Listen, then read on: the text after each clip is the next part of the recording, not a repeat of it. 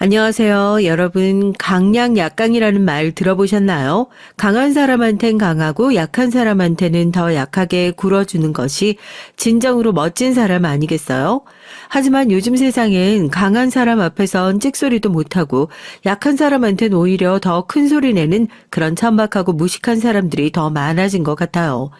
오늘 사연의 주인공인 저희 남편도 겉보기엔 번지르르 해 보이지만 속으로는 그렇게 비굴하고 찌질한 강약 약강의 표본 중 하나였거든요.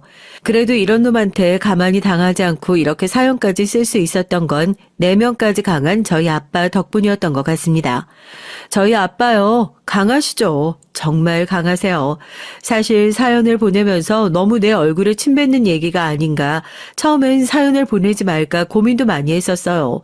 이렇게 유튜브에다가 내 얘기를 보내기 위해선 어쩔 수 없이 저희 부모님의 과거 얘기를 들추어야만 하는데 괜히 이게 부모님한테 또 신뢰가 될 수 있으니까 허락을 받는데도 꽤나 많은 공을 들였거든요. 제가 이렇게까지 어디 나가서 부모님 얘기를 망설이는 이유는 바로 저희 아빠 때문입니다.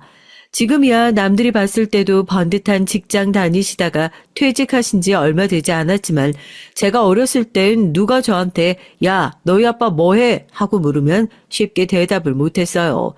이걸 직업이라고 해야 되나 말아야 되나 아빠가 하고 다니시는 일이 참 창피했던 시절이 있었거든요. 철 없는 딸이라 생각 마세요. 누구나 저희 아빠가 하는 일 들으시면 다, 소리 절로 나올 거예요. 하다못해 아빠 본인도 아빠 과거에 대해선 조금은 쪽팔려 하시는 것 같기도 하니까요. 저희 아빠 전국구로 이름 날리시던 건달이셨거든요. 생긴 건 진짜 평범하게 생기셨어요. 뭐 무시무시한 문신이 있는 것도 아니고 인상이 험악하신 것도 아니고요. 아주 어렸을 땐 아침마다 정장 쫙 빼입고 출근하는 아빠가 직업 얘기도 제대로 안 해주고 해서 국정원 요인인가 의심했던 날도 있었다니까요.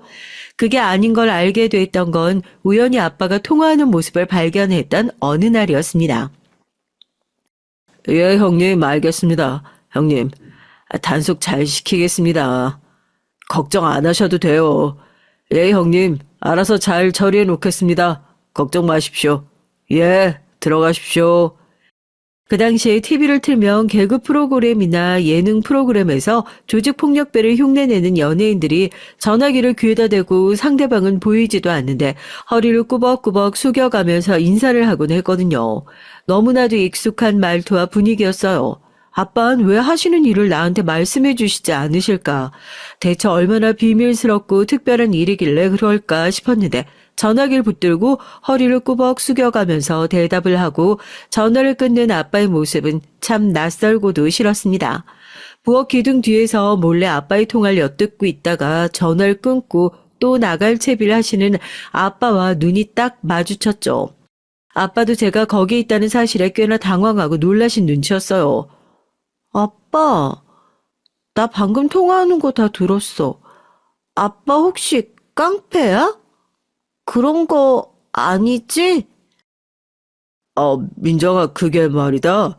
그러니까 아빠가 하는 일이 너한테 솔직하게 말을 했어야 하는데 미안하구나. 그런데 아빠 정말 네가 생각하는 그런 양아치 같은 일 하고 돌아다니는 사람 절대로 아니고 아빠 정말로 너희 엄마 만나고 민정이 너 낳고 나선 그런 적 없어. 난 아빠 진짜 멋있고 좋은 사람인 줄 알았는데 어떻게 그래? 아빠 나한테 다시 말 걸지 마. 너무너무 창피해. 공무원인 줄 알았더니 사람 괴롭히는 나쁜 사람이었던 거야? 그게 제가 진짜 어렸을 때예요. 난 사람을 괴롭히고 다니는 못되고 나쁜 사람인 아빠가 너무 창피하다고. 그래서 아빠가 내 아빠가 아니었으면 좋겠다고 그런 얘기를 했고 저희 아빠는 제 얘기를 꽤나 큰 충격을 받으셨던 것 같아요. 그날 제가 아빠의 정체를 알게 됐다는 소식을 듣고 엄마가 절 부르셔서 아빠에 대한 얘기를 꽤나 오래 해주셨죠. 시간이 지나고 기억이 많이 흐릿해지긴 했지만 아빠가 어렸을 때 얼마나 힘들게 살았는지 그런 얘기들이었어요. 아빠의 식구들이 얼마나 많은 괴롭힘을 받고 살았고 그리고 가족을 지키기 위해서 아빠가 그런 일을 할 수밖에 없었다는 속 사정들이죠. 지금 생각해보니까 부잣집 막내딸로 태어나서 남부럽지 않은 지원을 받고 살아도 모자랄 엄마가 아직까지 외갓집 식구들과 대면대면하게 지내고 있는 이유도 아빠와의 결혼이 걸림돌이 되었겠구나 싶더라고요. 물론 어린 나이에 그런 어른들의 깊은 속사정을 듣는다고 해서 얼마나 다 이해를 할 수 있을 거고 얼마나 완전히 다 받아들일 수 있었겠습니까? 엄마가 무슨 소리를 해도 아빠가 한심한 깡패라는 사실엔 변함이 없고 나는 그런 아빠가 너무 창피하고 싫다고 딱 잘라서 얘기를 했어요. 그리고 한동안 집에서 아빠와 대화도 하지 않았어요. 엄마가 저녁을 차려줘서 밥을 잘 먹고 있다가도 아빠가 현관문을 여시는 소리가 나면 숟가락을 딱 내려놓고 방으로 쏙 들어가서 문을 걸어 잠궜죠. 민정아, 아빠 일 갔다 오셨는데 그래도 인사는 해야지. 아, 이게 무슨 버르장머리야. 일? 그것도 일이 될 수 있어? 힘없는 사람들 괴롭히고 없는 사람들 돈 뺏고 하는 그것도 일이라고 할 수 있어? 우리 집엔 일하고 온 사람도 없고 그래서 내가 인사해야 할 사람도 없으니까 나 부르지 마. 이제 잘 거야. 그렇게 쌀쌀맞게 굴고 집에서 아빠와 말도 하지 않고 지냈던 세월이 무려 3년입니다. 3년 동안 집에서 아빠랑 입도 뻥끗하고 지내지 않았다는 얘기만 들어도 제 고집도 보통 고집이 아니라는 걸 알 수 있으시겠죠? 여튼 그렇게 고집을 열심히 피웠던 보람이 있더라고요. 시작이 어떤 계기 때문이었을진 몰라도 저희 아버진 그놈의 깡패짓을 결국에 그만두게 됐으니까요. 민정아, 아빠 이제 그런 일 안 하고 살 거야. 하나밖에 없는 우리 딸 앞에서도 떳떳할 수 있는 그런 일 한번 해보려고. 그러니까 이만 아빠 좀 용서해주면 안 되겠니? 하나밖에 없는 딸이랑 앞으로 평생 말 한마디도 못하고 지낸다 생각하니까 이 아빠가 너무 속상해서 그래. 뭐? 그게 정말이야? 진짜 그만둔 거 맞아? 그럼 아빠 이제부터 무슨 일 할 건데? 일단 그 전에 나랑 분명히 약속해. 다신 어떤 일이 있어도 함부로 사람들 괴롭히는 일도 안 할 거고 화가 난다고 주먹 쓰는 일도 절대로 없어야 한다고. 빨리 손가락 걸고 약속해요.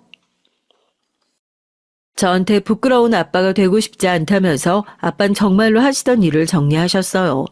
뭐 하시던 일이라고 해봤자 그놈의 깡패 짓이지만요.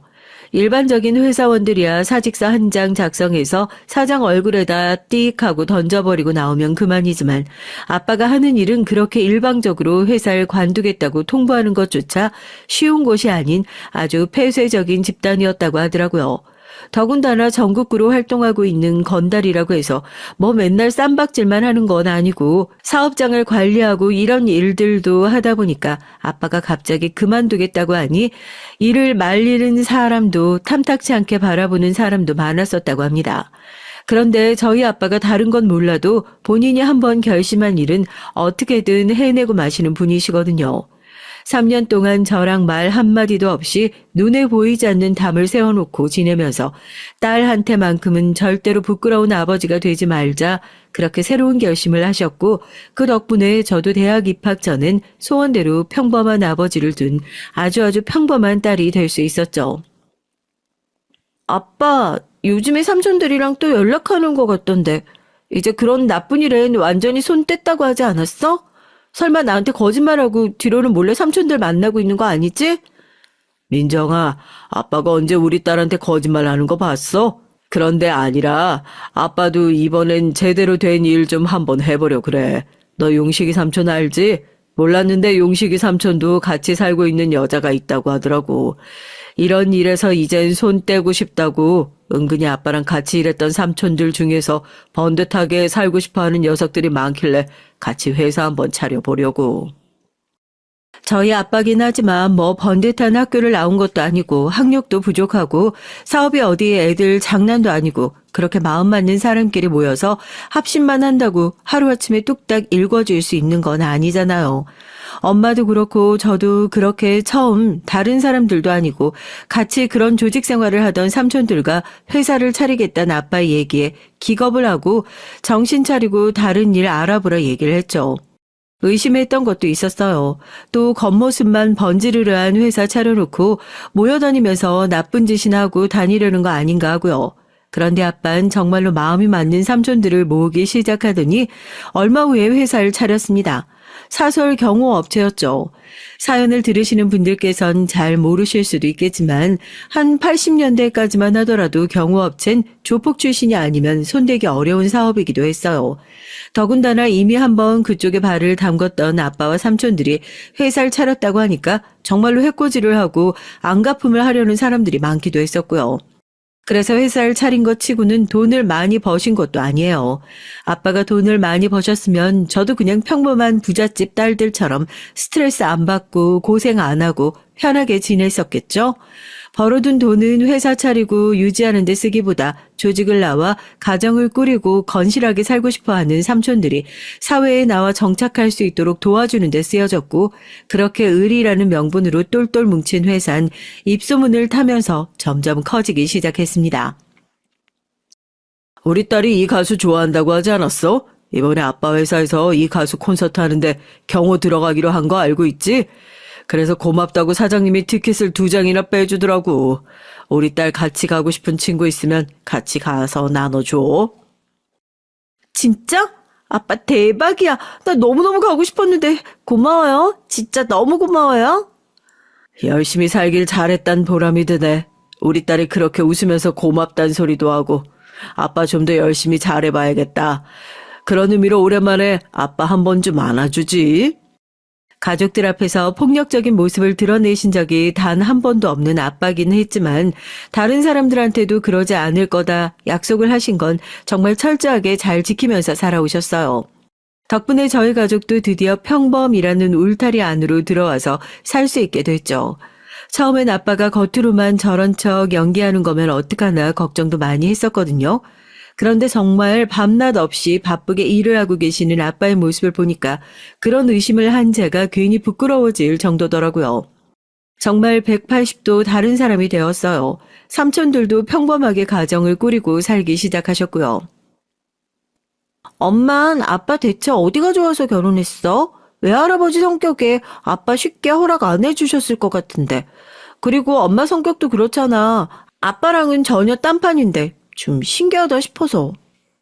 사람이 다 제 짝이 있나 봐. 남들은 너네 아빠 같은 성격, 너네 아빠 같은 일하는 사람 어떻게 만나냐고 하는데 내 눈엔 그런 거 안 보이고 저렇게 성실하게 일 열심히 하고 자기 사람은 끝까지 챙기려고 하는 그런 모습만 보이더라고. 콩깍지지 뭐. 너도 그런 사람 만나봐라. 저희 엄마 성격이 아빠랑 전혀 딴판이세요. 엄청 순하고 그냥 딱 처음 봤을 때 인상도 여리여리 하셔가지고 뭐 피아노 학원을 하실 것 같다느니 그런 소리도 많이 들었거든요. 딸은 아빠 닮는다고 하던데 전 아빠보단 외모나 성격이나 엄마를 쏙 빼닮아가지고 저도 남한테 싫은 소리 못하고 사는 편이고요. 그래서 그런지 몰라도 엄마 성격에 대체 아빠 같은 사람을 처음에 어떻게 만났나 신기하기만 하더라고요. 아빠 말론 엄마가 하도 마음을 안 받아줘가지고 첫눈에 반한 이후로 6개월을 매일같이 졸졸 쫓아다녔다던데 평범하지 않은 인상의 아빠를 만날 수 있었던 건 순전히 다 눈에 씌인 콩깍지 때문이라고 하시더라고요. 그러면서 너도 네 마음에 꼭 드는 그런 콩깍지 씌인 것 같은 사람 만날 수 있을 거란 말씀을 하셨는데 그때 그냥 웃고 말았습니다. 콩깍지는 무슨... 너 제발 콩깍지라도 씌었으면 좋겠다.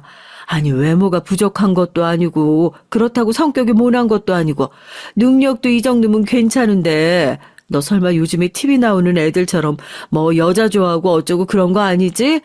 우리가 널 얼마나 힘들게 키웠는데 그런 식으로 대못 박으면 나 정말 가만히 안 있는다. 아우, 연애 좀 안 하는 거 가지고 뭘 그래. 그리고 내 친구들도 보면 아직 결혼은 안 한 애들 많아요. 능력 되면 평생 혼자 살 수도 있는 거지 뭐. 결혼이 꼭 중요한가? 얘가 정말 지 엄마 속 터지는 소리만 골라가지고 하고 있네. 뭐 결혼이 꼭 중요하냐고? 너 그런 친구들 만나러 맨날 저녁마다 나가는 거면 앞으로 나가지도 말어. 아주 그냥 아무 쓸모짜게도 없는 애들 만나고 있었네. 아유, 사람들이 괜히 연애해도 결혼해도 다 때가 있다고 그러는 줄 알아? 여보, 얘 말하는 거 들었지? 그동안 가만히 놔두고 보고만 있었더니 더 안 되겠어. 우리 딸 과부로 늙어 죽기 전에 당신이 나서서 괜찮은 선자리라도 좀 주선해봐요. 넌 그러게 왜 순한 엄마 신경을 긁어가지고 이 사단을 만들어? 하여튼 아빠가 정말 괜찮은 놈으로다가 제대로 골라가지고 소개시켜 줄 테니까 걱정하지 말고 있어. 콩깍지에 씌이는 걸 걱정하는 게 아니라 콩깍지에 안 씌이는 걸 걱정해야 하는 상황이었으니까요. 대학 다니고 졸업하고 회사 다니면서 남자친구가 한 번도 없었던 건 아니지만 마음에 쏙 드는 사람이 없었다고 해야 되나요? 이놈도 저놈도 다 거기서 거기 같다는 생각에 길게 연애를 해보지 못했고 결혼 정년기가 가까워지니 부모님은 별것도 아닌 일에 크게 걱정을 하시기 시작했습니다. 정말 괜찮다고 때 되면 알아서 다 만나고 하겠다고 몇 번이나 말했지만 제 말은 제대로 들어주시지도 않으시고 무작정 선자리부터 만들어 보시겠다고 하시더라고요. 평소엔 그렇게 부모님이 주선해서 갖게 되는 만남에 대해 정말 안 좋게 생각하기도 했고 이왕이면 부모님이 고르는 것보다 내가 고르는 게 낫지 않나 싶어 저도 그제서야 발등에 불이 떨어졌습니다. 우리 부모님 어떻게 말릴 수 있는 방법 좀 없을까? 이러다가 나 정말 결혼할 때까지 무슨 전셋집 보러 다니는 것처럼 선 보러 다니다가 내 젊은 날 다 끝날까봐 무서워 죽겠어. 하여튼 평소엔 간섭도 안 하시다가 이렇게 결혼 얘기만 나오면 눈에 불을 켜신다니까. 그러지 말고 소개팅 한번 받아볼래? 부모님이 소개시켜주면 선이지만 친구가 소개시켜주면 소개팅이잖아. 너도 좀 더 가벼운 마음으로 만날 수 있는 게 낫지 않겠어? 안 그래도 내가 아는 사람은 아니고 한 다리 건너서 아는 사람인데 다 같이 만나는 자리에서 네 얘기 한 번 했었던 적 있거든. 엄청 관심 갖는 사람이 있었는데 네가 관심이 없었으니까 소개시켜 줄 수가 있어야지. 직업이 의사야, 의사. 너 부모님 선자리 피해서 의사 남편 만들 수 있는 거라니까? 처음엔 부모님이 주선해 주시는 자리를 피하기 위한 목적이었는데 제 얘기를 들은 친구는 지난번에 저한테 안 그래도 관심을 가지고 소개를 시켜달라고 했었던 지인이 있다면서 이렇게 된 거 소개팅 한번 나가보는 게 어떻겠냐 하더라고요. 거절할 이유가 뭐가 있겠어요. 당장 이번 주에 만나겠다고 하고 부모님께 말씀드리고 그 쓸데없는 선자리를 취소할 수 있었죠. 그냥 당장 귀찮은 거 피하려고 대충 시간만 때우다가 들어올 생각으로 나간 자리였는데 거기서 남편을 딱 만나게 된 겁니다. 의사라고 해서 굉장히 뻗대고 으스대는 성격일 거라 생각했는데 나이스했고요. 그런데 나이도 있으시고 개원 준비는 따로 안 하시는 거예요? 페이닥터라고 하시길래. 그러게요. 주변 친구들 하나둘씩 개원 시작하는 거 보면 저도 얼른 준비해야 할 것 같긴 한데 부모님한테 손 안 벌리고 저 혼자 시작해 보려니까 이게 마음처럼 쉽지가 않네요. 독립적인 성격까지 합격. 여러모로 마음에 들지 않을래야 않을 수가 없는 완벽한 정육각형 능력치를 가진 사람이었습니다. 제 눈에도 이렇게 마음에 쏙 드는데 부모님 눈엔 어땠겠어요. 소개팅 애프터 만남을 몇 번 더 가지고 정식으로 교제를 시작하면서 남편을 부모님에게 소개시켜드리니 눈에는 아주 그냥 하트가 나오더라고요. 그땐 결혼을 한 사이도 아니었는데 벌써부터 박서방 하면서 사위 대접을 해주시더라니까요. 부모님이 좋아하시는 모습을 보니까 저도 좋았고요. 이놈 자식이 이런 것까지 날 아주 쏙 빼닮았어. 난 처음에 결혼 생각 없다고 하도 뻗대길래 진짜로 하나밖에 없는 딸 평생 노처녀로 늙어 죽으면 어떡하나 걱정했었는데 이렇게 제대로 된 멋진 남자 데리고 오려고 그동안 재고 따지고 하느라 시집 못 갔었던 거구만. 의사 사위라니 아주 우리 집도 체면이 제대로 서겠어. 박서방 얼른 술 한 잔 더 받지 그래. 하나밖에 없는 외동딸의 결혼이기도 했고 사위사랑은 장모요? 아니요. 저희 집에선 사위사랑은 장인어른이었습니다. 우리 사위가 필요한 거라면 뭐든 아끼지 않고 지원해 줄게 하는 기세로 밀어붙이는 아빠 덕분에 결혼식 비용도 저희 집에서 다 해결했었고요. 사실 아빠가 다른 사람들한테 말은 못하지만 옛날에 그런 일을 하다 보니까 학교도 제대로 못 나오시고 영어도 잘 못하시고 남들한테 말 못하시는 학벌 콤플렉스 같은 게 있었거든요. 그래서 회사 만드시고 나서 어울려 다니시는 분들도 보면 죄다 고학력자에 개인적으로도 스마트한 사람을 좋아한다고 그래서 저 대학 보낼 때도 엄마보다 아빠가 훨씬 더 신경 많이 쓰시고 그 등살에 고생 좀 했을 정도라니까요. 그러니까 페이닥터이긴 하지만 의사 사위만 보면 좋아서 어쩔 줄을 몰라 하시는 거겠죠. 좋은 게 좋은 거라고 저도 그렇게 좋아하시는 아빠를 보면서 소 뒷걸음질 치다 쥐잡은 격이긴 하지만 내가 남편을 잘 골랐구나 아니면 엄마 말씀대로 다 제 짝이 있긴 있는 모양이다 했던 거고요. 늦었네. 표정이 왜 그래, 여보? 병원에서 무슨 일 있었어? 뭐긴 뭐야. 또 그 원장님 때문이지. 하여튼 내가 봤을 때 그 대표 원장 그놈은 날 질투하고 있는 게 틀림없다니까. 아, 내 팔자야. 그렇게 새파랗게 젊은 놈도 대표 원장이랍시고 앉아서 사람을 쥐잡듯이 잡는데 제대로 된 번듯한 병원 하나만 있었으면 내가 이런 꼴 당했겠냐고. 억울해 죽겠다. 결혼을 하고 나서부터 남편의 불평불만이 시작됐어요. 처음엔 그냥 하는 소리인 줄 알았는데 저도 밖에 나가서 일을 하는 사람이잖아요. 아침에 출근해서 저녁에 퇴근하고 남편이 받는 스트레스의 강도가 어떨지 모르겠지만 다 각자 하는 일에서 스트레스 받는 건 당연한 일 아니겠어요? 그렇게 회사에서 내내 스트레스 받고 집에 와가지고 의사랍시고 손 하나 까딱하지 않는 남편을 위해서 집안일까지 해야 하고 또 그놈의 대표 원장 뒷담화를 듣다 보면 이게 무슨 감정 노동인가 싶은 날들이 많아졌습니다. 불만은 딱 하나였죠. 내 병원이 없으니까 젊은 놈들이 밑에서 치고 올라오고 나이 든 놈들이 위에서 찍어 누르고 힘들게 공부했는데 월급쟁이들과 같은 신세가 되는 것이 싫다 이거예요. 장인어른 이번에 은퇴하신다고 하지 않았어? 퇴직금이 꽤 되실 것 같은데. 그러지 말고 당신이 말 좀 해서 이번에 병원 하나 개원하는 게 어때? 나 병원 개원해서 자리만 잡고 나면 당신도 그 귀찮은 회사 때려치우고 집에서 의사 와이프 소리 들으면서 살림만 해도 되고. 아무리 생각해봐도 우리 둘 다 편하게 살려면 그 수밖에 없는 것 같아. 말 좀 잘해봐. 장인어른이 다른 건 몰라도 당신 말 한마디면 껌뻑 죽잖아. 어? 아무리 그래도 그렇지 병원 개원하는데 돈이 한두 푼 들어가는 것도 아니고 그 큰 돈을 어떻게 아빠한테 빌려달라 그래. 더군다나 이제 막 은퇴하신 분한테 내가 아무리 아빠가 예뻐하는 딸이라고 그래도 그건 너무 경우 없는 거 아니야? 괜히 아빠 앞에서 얘기하지 마. 저희 아빠가 건강 문제가 좀 있어가지고 믿음직스러운 삼촌한테 회사 맡겨두고 은퇴를 결정하시게 됐거든요. 회사 다닐 동안 대표 자리에서 꼬박꼬박 월급 받고 생활하셨으니 퇴직금도 꽤 되시고요. 부모님이 워낙 젊은 시절에 고생을 많이 하시면서 사셨으니까 아빠 퇴직금 나오면 두 분이서 여유롭게 여행이라도 좀 다니셨음 싶고 제가 효도도 제대로 못 해드리고 덜컥 시집을 온 것 같아서 죄송한 마음만 가득했는데 남편은 그런 제 속도 모르고 이젠 아빠 퇴직금까지 손을 대자고 하니 제가 얼마나 기가 막히고 화가 났겠어요. 또 그런 얘기를 듣고 나면 마음이 쓰여서 그냥 넘어가시지 못할 아빠 성격을 잘 아니까 남편한테 신신당부를 해놨죠. 절대 아빠 앞에서 그런 얘기 꺼내지도 말라고 하고요. 그런데 그렇게 제 말을 잘 들었으면 애초에 이렇게 싸울 일도 없지 않았겠어요. 남편이 아니라 내 편이었겠죠. 기어이 아빠 은퇴식 날 가족들이 다 모여서 밥 먹은 자리에서 그 얘기를 꺼내더라고요. 제가 정색을 하고 입을 막으려고 드는데 아빠가 무슨 얘기냐고 물어요. 저희 남편이 아주 당당하게 돈 좀 빌려달라고 하더라고요. 장인어른, 저 이 사람 정말 호강시켜주고 싶어서 그럽니다. 제가 잘 나가고 싶어서 그런 것도 물론 있지만은 이 사람 일 안 하고 집에서 편하게 살림만 시켜주고 싶은 거 그게 정말로 제 1순위예요. 그래서 말인데 저 돈 좀 빌려주십시오. 다들 자기 병원 하나씩 가지고 있으면서 어떻게 하면 더 많이 벌어볼까 궁리하고 있는데 저만 이렇게 살고 싶지 않아서 그럽니다. 아빠 미안해. 이 사람이 요즘 병원에서 페이닥터로 일하면서 힘들어서 더 그런 것 같아. 당신 아무리 그래도 그런 얘기 아빠 은퇴식에서 꺼낼 생각을 해? 됐어. 그만해.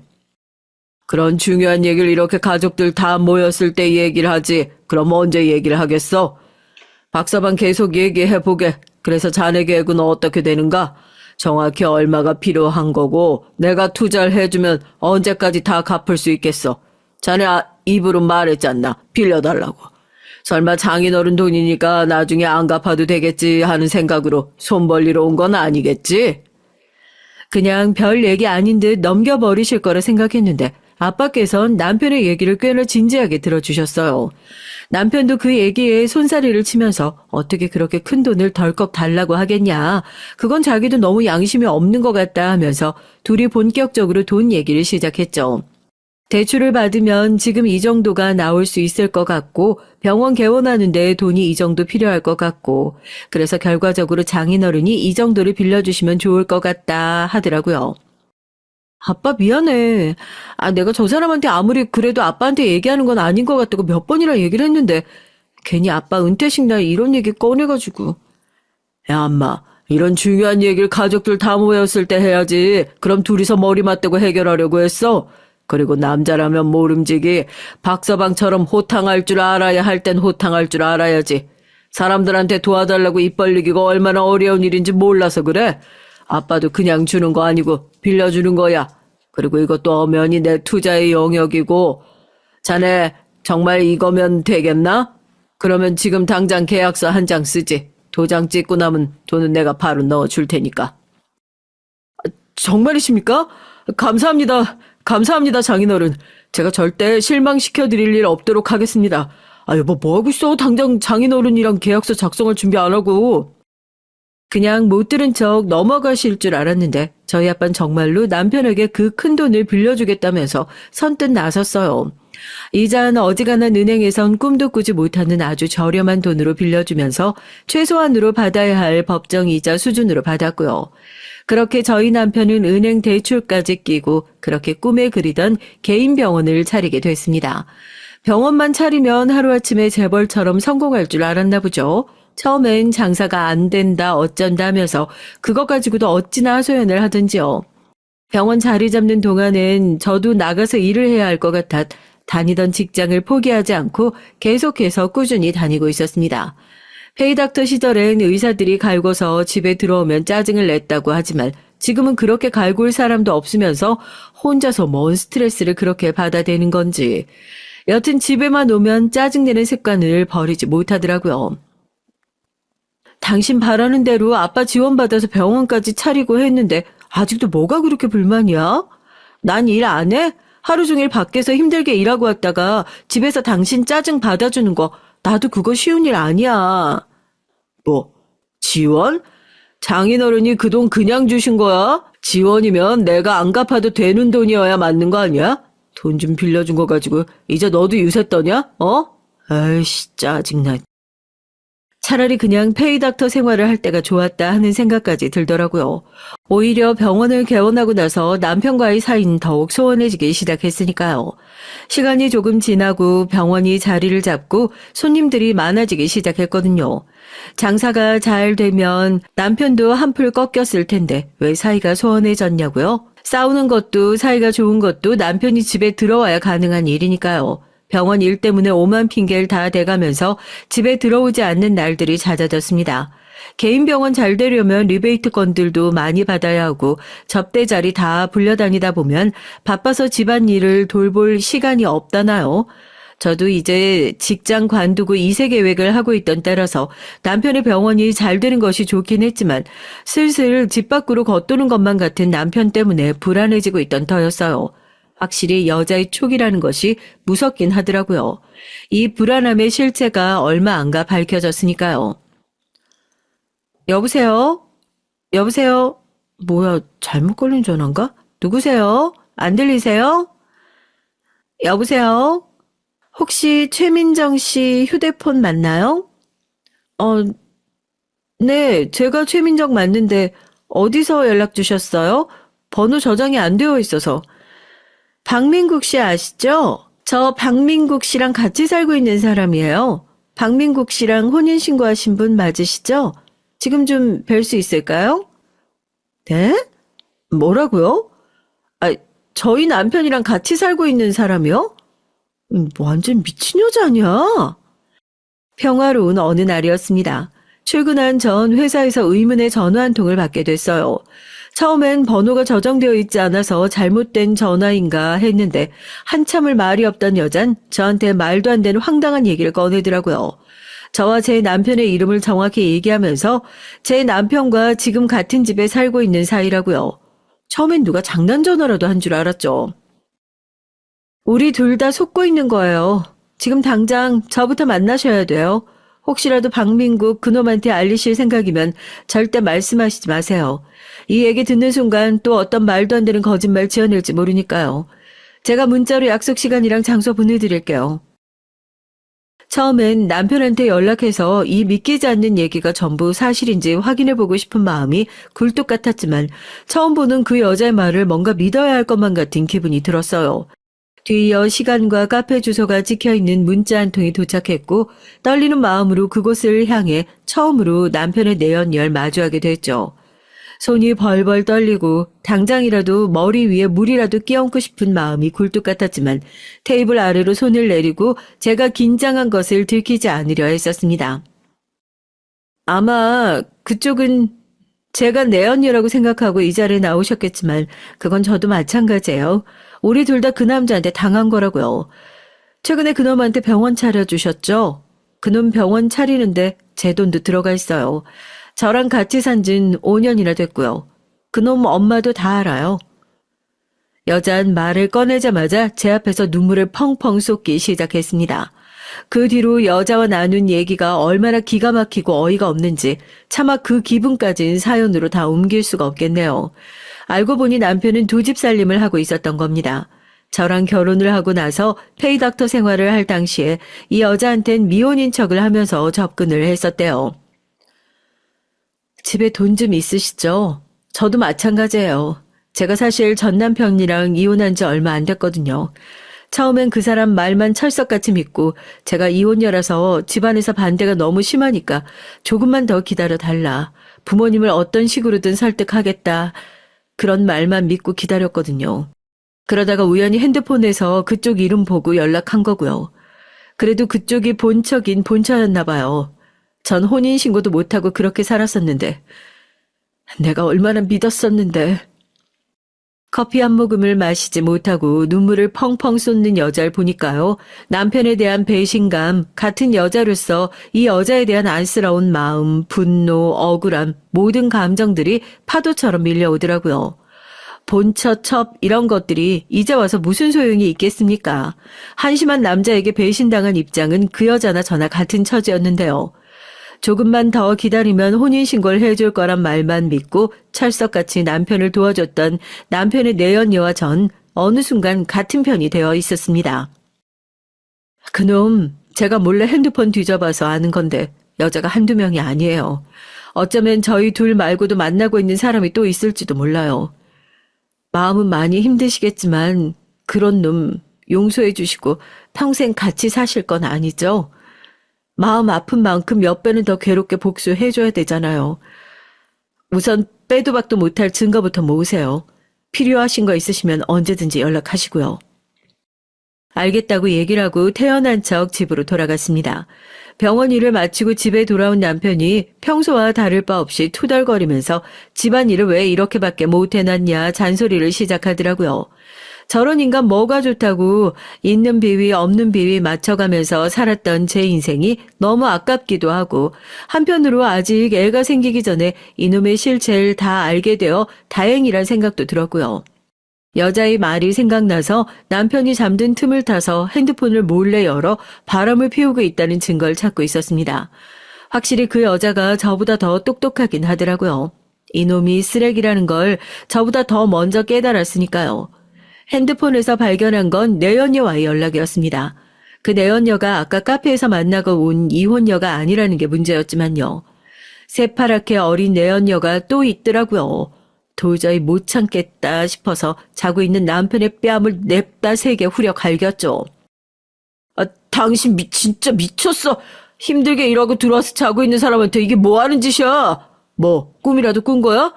미치려면 곱게 미쳐야지. 진짜 어이가 없어서. 내가 하고 싶은 말이다. 미치라면 곱게 미쳐야지. 네 주제에 잘난 것도 쥐뿔 하나도 없는 놈이 내 언니를 둘씩이나 두고 여자 셋 거느리고 사는 기분이 어때? 더 말할 것도 없어. 당장 이혼해. 당장 이혼하고 우리 아빠 병원 차리느라 빌려준 돈 다 내놓고 재산도 정확하게 반으로 나눠. 그 병원 우리 식구 아니었으면 애초에 올리지도 못했을 곳이잖아. 제가 뺨을 더 한 대 후려갈기려고 하니까 남편이 제 팔을 탁 잡더니 그제서야 비릿하게 웃으면서 본인의 실체를 드러내더라고요. 얼마나 소름 끼쳤다고요. 저런 놈을 남편이라고 믿고 살았던 내 인생이요. 미안하다, 잘못했다 이런 얘긴 한마디도 안 꺼내고 좋다고 이혼하잡니다. 내가 그 돈을 왜 갚아? 말 그대로 니네 집에서 의사 사모 만들고 싶어서 나한테 투자한 돈 아니야? 그리고 그 돈 빌려준 건 니네 아버지야. 네가 무슨 수로 나한테 갚아라 말아야. 돈 받고 싶으면 니네 아버지 불러서 직접 갚으라고 말하든가. 왜? 너도 네 아버지한테 남편이랑 이혼할 거다 이런 얘기 꺼내기는 또 죽기보다 싫지? 그럼 입 다물고 있어. 제가 부모님 마음에 상처 주는 걸 싫어하는 사람이라는 걸 뻔히 아니까 남편도 되려 당당하게 나오는 거예요. 네가 그렇게 자신 있으면 한번 말해보라고. 자긴 오히려 좋다고 하루빨리 이혼해달랍니다. 이 집에 그 새파랗게 어린 내연녀 들여서 살고 싶다면서요. 남편한테 붙잡힌 팔을 뿌리치고 기어이 남편 귀싸대기를 한 대 더 올려붙이고 대충 짐을 챙겨서 친정으로 달려왔어요. 결혼한 이후로 크게 부부싸움을 한 적도 없고 부부싸움을 했다고 짐 싸들고 냅다 친정으로 달려오는 성격도 아니니까 제 모습을 보고 부모님이 많이 놀라신 눈치였죠. 아빠, 그놈 완전 쓰레기 자식이야. 완전 미친놈이라니까? 날 두고 세상에 바람을 피우고 있었어. 다른 한 여자랑은 아이 집까지 구해놓고 두 집 살림을 하고 있었고 그 여자 말고도 새파랗게 어린 애랑 바람 피우고 있다니까? 나한테 이혼해 달라고 걔 집에 데리고 와서 살 거라고. 나 어쩜 좋아, 아빠? 아빠 너무 미안해. 그런 놈한테 투자까지 했으니. 부모님한테 남편 바람 피웠다고 말하는 거 쪽팔리죠. 그런데 지금 그런 쪽팔린 거 따지고 있을 처지인가요? 제가 나중에 알게 되어 충격받으시는 것보다 진작 말해서 부모님과 함께 수습하는 것이 낫겠다 싶더라고요. 더군다나 아빠의 돈이 들어가 있는 이상 이건 이제 저 혼자만의 문제도 아니고요. 제 얘기를 들으신 아빠 얼굴이 시뻘겋게 달아오르더라고요. 당연히 열받죠. 안 그래도 하나밖에 없는 딸의 문제라면 물불 안 가리고 뛰어드시는 아빠인데 그렇게 믿고 지원을 해줬던 사위가 바람까지 피웠다? 이거 뭐 용납이 안 되는 문제셨을 겁니다. 아빠는 조용히 핸드폰을 들어 어디론가 연락을 하시더라고요. 통화 내용을 들어보니까 같이 일하시던 삼촌들인 것 같았어요. 내 딸 눈에 눈물을 흘리게 했으면 그놈 눈엔 피눈물 뽑아내야 내 속이 후련하지 않겠어? 용식아, 다른 일 있어도 다 제쳐두고 내일 오전에 시간 좀 비워둬라. 아빠, 나 때문에 그럴 필요 없어. 그리고 다시는 그렇게 주먹 쓰는 거 안 한다고 했잖아. 삼촌들까지 다 불러서 괜히 일 크게 만드는 거 나 정말 싫어. 내가 해결할게, 응? 저희 아빠 과거 보통 화려한 게 아니잖아요. 저 때문에 괜히 아빠나 삼촌들이 다시 큰 싸움에 휘말려서 문제라도 생길까봐 전 그게 더 걱정이더라고요. 엄마도 걱정스러운 얼굴로 일 크게 벌리지 말라고 아빠한테 신신당부를 하시고요. 아빠가 너한테 뭐라고 약속했어? 다시는 그런 일 안 한다고 했지? 그놈은 어떨지 몰라도 이 아빠는 우리 딸이랑 한 약속 무슨 일이 있어도 지키니까 걱정하지 말아라. 제가 울면서 아빠를 뜯어 말리자 아빠는 절 달래시면서 절대로 그런 게 아니니까 아빠를 한 번만 믿어달라 말씀하시더라고요. 한 번도 저와 한 약속을 어기신 적이 없었던 아빠셨으니까 이번에도 약속을 지키실 거라 생각하고 그날 정말 오랜만에 부모님과 함께 본가에서 잠을 잤습니다. 그래도 아빠라는 존재가 참 든든하죠. 어떤 식으로든 해결을 해주실 거란 생각이 드니까 저도 마음 편해졌나 봐요. 정말 오랜만에 두 다리 쭉 뻗고 마음 편하게 잠을 청했습니다. 그리고 다음날 전 남편의 전화에 잠에서 깨게 됐어요. 야, 너 진짜 미쳤냐? 지금 장인어른이 와서 우리 병원 쑥대밭 만들고 있잖아. 어디서 무슨 깡패 같은 인간들을 한 바가지 데리고 와서 미쳤어? 당장 와서 안 말려? 어디 숨어서 전화를 하는 건지 속닥거리는 남편의 말론 저희 아빠가 삼촌들과 함께 병원에 찾아가신 것 같더라고요. 그 소식에 저도 깜짝 놀라서 외투를 대충 걸치고 병원으로 달려갔습니다. 병원은 그야말로 난리가 나 있었어요. 저희 아빠랑 삼촌들이 병원 안에 있는 사람들을 내보내고 그야말로 병원을 뒤집어 엎고 있었으니까요. 남편은 말리지도 못하고 안절부절하고 있다가 아빠의 모습을 보고 아빠 지금 이게 뭐 하는 짓이냐 화를 내는 저를 보자마자 아주 의기양양해져선 저희 아빠에게 삿대질을 하면서 성질을 부리기 시작했습니다. 아빠, 다신 이런 일 안 한다고 했잖아요. 그래요? 지금 당신들 이게 뭐 하는 짓입니까? 남의 병원 들어와서 함부로 기물 파손하고 내가 지금 당장 경찰 부를 겁니다. 아주 싹 다 잡아 넣어서 콩밥 먹게 해줄 테니까. 전 아빠를 걱정하는 거였지 책망하는 게 아니었는데 자기 편이라도 들어준다고 생각한 건지 의기양양해진 남편이 경찰을 부르겠다며 휴대폰을 들었고 아빠가 그런 남편의 머리통을 한 대 팍 후려 갈기면서 남편의 눈앞에 떡하니 계약서를 뒤밀었습니다. 저희 아빠가 남편이 이 병원을 차릴 때 돈을 빌려주면서 작성했던 바로 그 계약서요. 저도 계약서 내용은 다 모르고 있었거든요. 남 돈 빌렸을 땐 나중일 생각도 하나도 안 하다가 이 계약서 똑똑히 읽어봐. 월 매출 1억 원 이상일 시 투자금은 즉시 반환하며 그렇지 않을 경우 이 병원의 모든 소유권은 이전되는 내용에 동의한다. 계약서에 사인할 땐 똑바로 읽어봐야 한다는 것도 안 배웠나? 아니 이게 무슨 말도 안 되는... 이 병원이 어떻게 당신 병원이야? 내 병원이야? 이놈이 아직도 정신을 못 차린 모양이네. 소유권은 진작에 나한테 넘어왔고 내 병원은 내가 때려 부순다는데 뭐라고 할 사람이 누가 있어? 경찰? 그래, 얼른 안 부르고 뭐해? 너야말로 내 병원에서 누가 마음대로 손님 받고 장사하라고 했어? 나야말로 내 병원에서 불법적으로 영업하는 의사한테 딸이랑 사람들을 보호하려고 경호원 출신들을 불려다가 경호하고 있는 건데. 아빠의 말에 남편의 턱이 떡하니 벌어졌습니다. 저도 놀라서 계약서를 확인해 보니까 아빠가 하신 말씀이 모조리 맞더라고요. 상황이 혹시라도 안 좋아질 수 있다는 건 미리 다 예견이라도 하신 것 같았어요. 남편은 그제서야 망연자실한 표정으로 저와 저희 아빠 앞에 무릎을 꿇고 싹싹 빌기 시작했습니다. 병원을 아주 때려 부술 기세로 화를 내시던 삼촌들도 그 모습을 보고 혀를 끌끌 찼죠. 여보, 장인어른 제가 정말 미쳤었나 봐요. 제 인생에 이렇게 괜찮은 사람 다시는 못 만날 거 알면서도 실수한 것 같습니다. 다시는 이런 실수 반복하지 않을 테니까 제발 이번 한 번만 도와주세요. 돈도 다 갚겠습니다.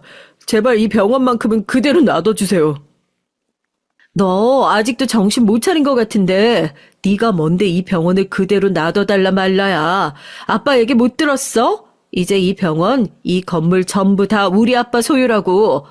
어떡하냐? 볼 거라곤 이 병원밖에 없는 놈이. 이제 이것까지 없어졌으니까 여자 꼬시기 꽤 힘들겠는데? 어디 네 능력으로도 괜찮은 여자들 꼬실 수 있는지 한번 봐봐. 난 이제 너랑 끝이니까. 남편은 그럴 수 없다면서 제 바짓가랑이를 붙들고 울면서 매달리기 시작했고 아빠는 한심하다는 눈으로 그런 남편을 제게서 떼어놨습니다. 여기서 제 복수는 다 끝이 났구나. 이제 이 지긋지긋한 결혼 생활에도 종지부가 찍히겠구나 했는데 그때 병원으로 제게 남편의 더러운 속내를 알려준 남편의 내연녀가 들어오더라고요. 그것도 포장이 되어 있는 커다란 액자를 들고 말입니다. 아니, 당신이 여기를 어떻게... 여보, 이게 어떻게 된 일이야? 내가 다 설명할게. 여보? 누구 부르는 거야? 이 한심한 놈아? 혼인신고한 네 마누라 말하는 거니? 아니면 결혼할 거라고 찰떡같이 약속해놓고 달랬던 나 얘기하는 거니? 우리 웨딩 촬영했던 사진 나왔길래 그거 보여주려고 들고 왔다. 왜? 내가 어디 못 올 때라도 왔니?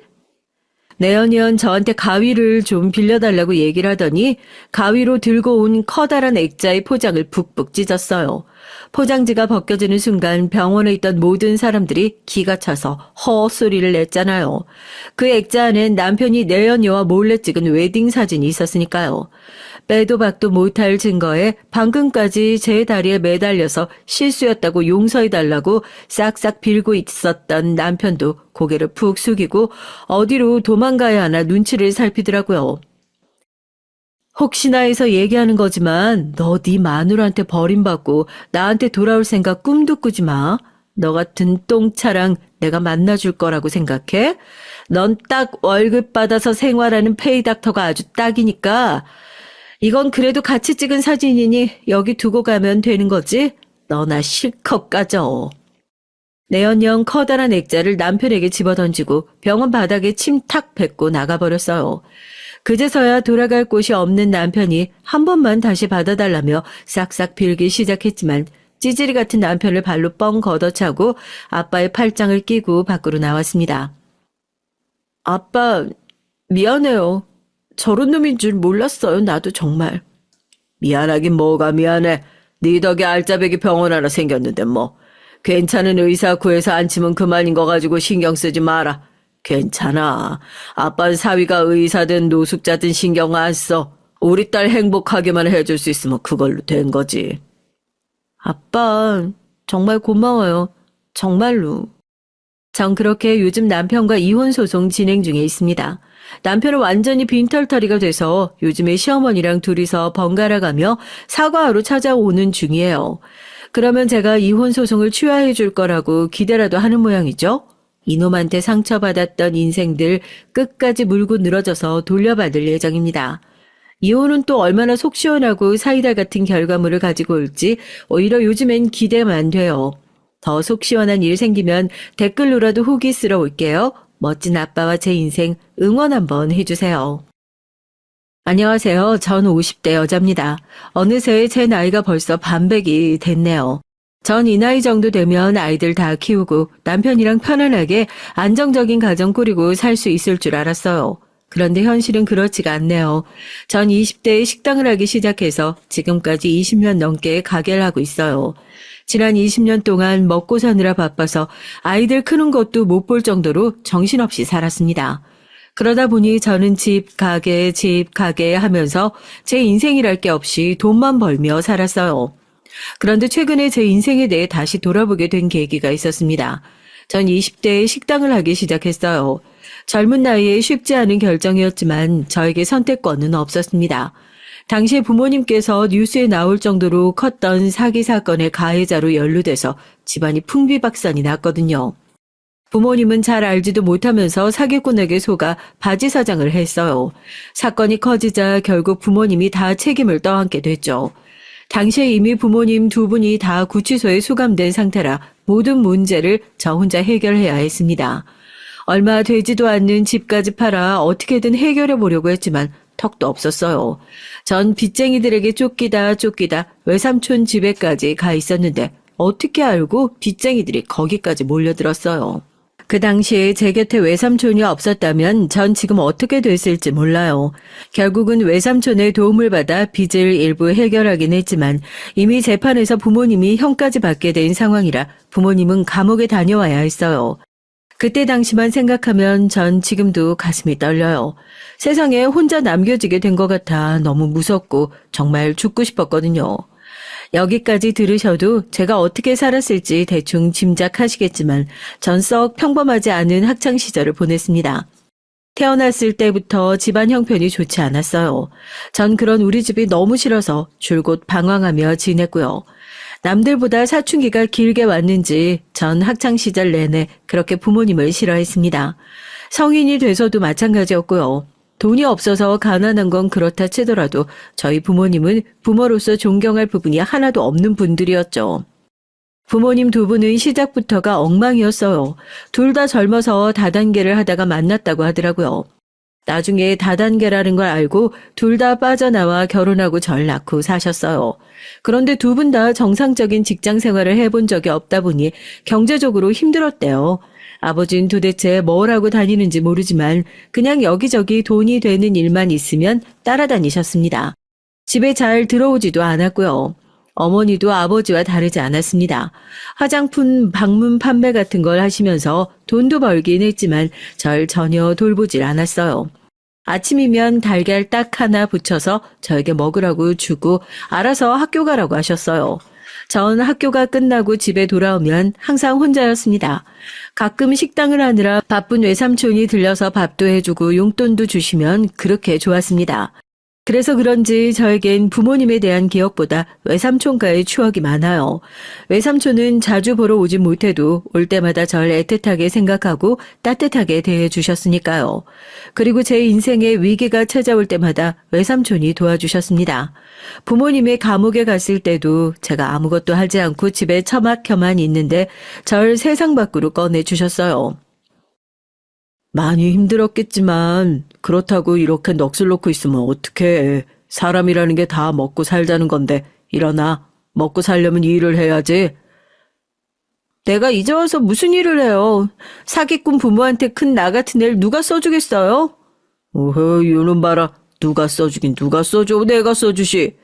삼촌이 어엿한 식당 사장인데 우리 조카 할 일이 없겠어? 내일부터 가게로 나와. 삼촌이 다 가르쳐 줄 테니까. 그 코딱지만한 가게에 내가 할 일이 뭐가 있어요. 삼촌 혼자 먹고 살기도 힘들면서. 됐으니까 그냥 가세요. 당시에 전 삐뚤어져도 한참 삐뚤어져 있었어요. 외삼촌이 저를 얼마나 걱정하시는지 알면서도 말이 곱게 나오질 않았죠. 부모 같지도 않은 부모 밑에서 자라다 보니 전 항상 어른들의 말이 다 헛소리 같았거든요. 더군다나 그때까지도 전 식당이고 뭐고 아무것도 없었어요.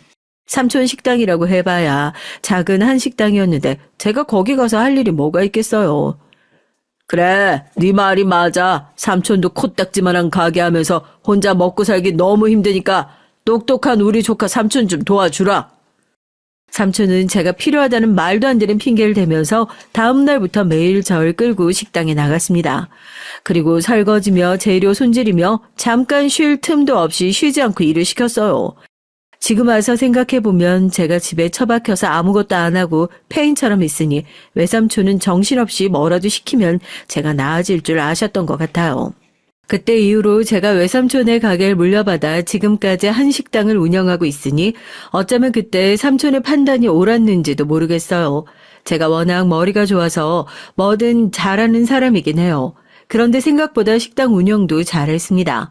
삼촌을 쫓아다니며 음식이든 가게 운영이든 닥치는 대로 배우면서 전 삼촌을 도와 가게를 키웠어요. 덕분에 제가 삼촌 가게에 들어온 지 채 3년도 되지 않아 원래 가게 규모의 10배가 넘을 정도로 큰 가게로 식당을 옮겼어요. 아예 저와 삼촌은 외곽으로 가게를 옮겨서 고급 한정식집을 차렸습니다.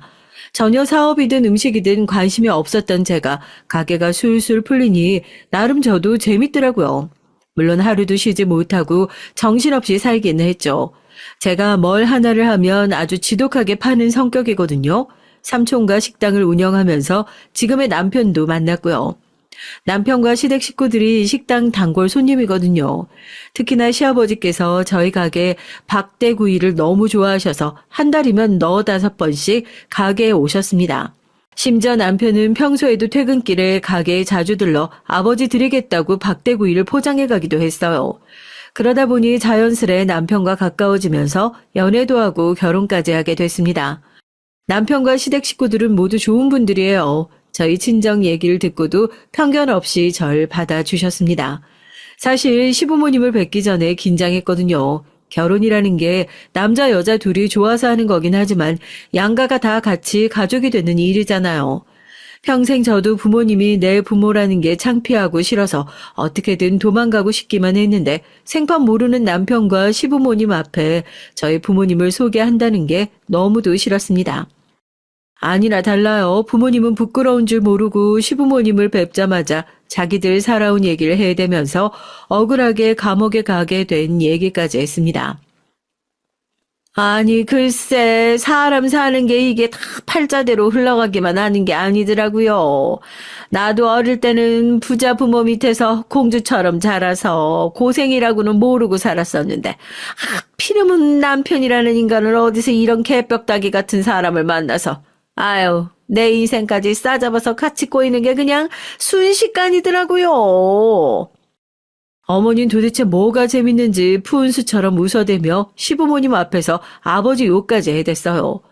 거기서 끝이 아니었습니다. 어머니의 말을 듣고 가만히 계실 아버지가 아니었어요. 네 옆에 내가 말하는 꼬락서니 봐. 나도 너 같은 여자 안 만났으면 지금 이 모양 이 꼴로 살진 않았어. 저희 친정 부모님은 감옥에 다녀오고 나서도 정신을 못 차렸어요. 오히려 자신들이 억울하게 누명을 쓰고 감옥에 다녀왔다는 사실에 분노하며 그전보다 더 엉망으로 살았습니다. 수준이 얼마나 낮은지 그 와중에 감옥에서 만난 사람들과 어울려 다니며 매일 크고 작은 사고를 치는 바람에 저와 외삼촌이 그 뒤치다꺼리를 다 해야 했어요. 말이 뒤치다꺼리지 사고치고 다니는 수습을 해주는 것도 자꾸 반복되니까 저나 삼촌이나 너무나 힘들었고요. 그런데 이젠 제 결혼까지 파토 내려고 하니 기가 막히더군요. 이 자리가 지금 어떤 자리인 줄 알고 그런 쓸데없는 소리를 하고 있어. 아이고 사돈 죄송합니다. 제 동생이랑 매제가 워낙 물색이 없는 사람들이라 이렇게 속에 있는 말을 감추질 못해요. 제가 대신 사과드릴 테니 너그럽게 좀 이해해 주세요. 외삼촌이 아니었다면 전 결혼도 못했을 수도 있어요. 시부모님이나 남편이나 오랫동안 가게 단골이다 보니 외삼촌의 훌륭한 인성은 진작부터 알고 계셨습니다. 결혼도 안 하고 조카인절 일찍이 걷어 키워주다시피 했다는 사실도 다 알고 계시다 보니 저희 집안 사정을 다 알고 있었죠. 그날 상견례가 끝나고 돌아오는 길에 전 부모님께 선전포고했습니다. 지금까지 부모라고 해준 것도 없이 매일 민폐만 끼치고 산 것도 모자라서 이젠 내 결혼까지 망치려고 그래요? 오늘이야 어쩔 수 없이 시부모님이랑 인사하는 자리니까 같이 나온 거지만 앞으로 결혼해도 괜히 부모 노릇하려고 하지 마세요. 그냥 지금까지 한 것처럼 저한테 내내 무신경하게 하시면 돼요. 알았죠? 전 상견례 내내 참고 있었던 말을 퍼부었습니다. 부모님은 얼굴을 붉히며 저처럼 싸가지 없는 딸려는 아마 세상에 없을 거라고 궁시렁거렸어요. 하지만 전 그런 소리를 들어도 일절 신경 쓰지 않았습니다. 애초에 어릴 때부터 욕이라는 욕은 다 듣고 커서 그런지 타격감도 없었어요. 솔직한 심정으론 부모님과 평생 안 보고 살아도 상관없다 싶을 정도였죠. 이런 속마음을 혹시나 누구에게 들킬까 혼자만 마음으로 사귀며 살았습니다. 아무리 부모가 엉망이고 자식에게 해준 게 없다고 자식으로서 그런 말을 한다는 게 불효 중 불효잖아요. 그래도 제가 지금까지 부모에게 참고 산 게 있는데 이제와 망치고 싶지 않았습니다. 그런데 항상 우리 집은 부모와 자식 간 관계를 망치는 건 자식이 아니라 부모였어요. 한 번은 이런 적이 있어요. 결혼하고 얼마 뒤 갑자기 연락도 없이 부모님이 우르르 사람들을 데리고 식당에 온 적이 있었거든요. 전 부모님의 등장에 이미 심기가 뒤틀려서 상종하고 싶지도 않았습니다. 그런데 착한 삼촌은 어느새 부모님에게 가서 웬일이냐고 안부를 묻고 부모님이 데려온 손님들에게 인사까지 하고 있더라고요. 전 답답했지만 끼고 싶지 않아 멀리서 부모님을 지켜보기만 했어요. 그런데 역시나 사람은 변하지 않습니다. 데리고 온 사람들도 다들 뭐라는 사람들인지 하나같이 사기꾼들 같았거든요. 주고받는 대화들도 다들 자기 자랑하기 바쁘고 허세만 부렸고요. 거기까진 저도 그러려니 했죠. 어릴 때부터 항상 봐왔던 광경이니까요. 그런데 문제는 부모님이고 같이 온 일행들이고 하나같이 다 저희 가게 직원들에게 무례하게 굴었다는 겁니다. 반말하는 건 기본이었고 서빙이 늦었다면서 자꾸만 험상궂은 얼굴로 소리를 질렀어요. 심지어 몇 명은 술에 취해 행패까지 부렸습니다. 전 도저히 참을 수가 없어서 부모님께 다가갔어요. 다 드셨으면 행패 그만 부리시고 사람들 데리고 이제 그만 돌아가세요. 전 나름대로 최대한 정중하게 말한 거였어요.